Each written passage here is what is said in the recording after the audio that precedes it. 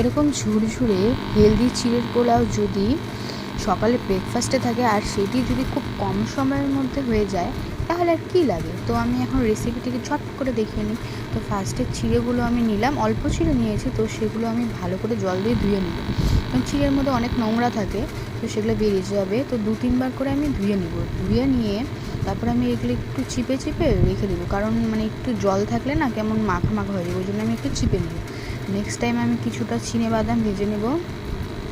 তো আমার ভাজা শেষ। তো চিনেবাদামগুলি একটু হালকা পুড়ে গেছে, যাই হোক।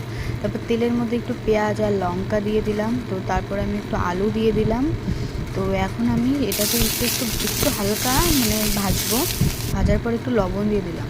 তো লবণ দেওয়ার পর আমি সেটাকে আরেকটু ভাজবো যাতে তাড়াতাড়ি সেদ্ধ হয়ে যায়। তো অল্প আলু তো তাড়াতাড়ি সেদ্ধ হয়েই যায়। তারপরে একটু হলুদ দিয়ে দিলাম। তো সেটাকেও আমি 2-3 মিনিট ভালো করে ভেজে নেব। তো ভেজে নেওয়ার পর আমি চিড়েগুলো দিয়ে দিব, বাদামগুলোও দিয়ে দিব।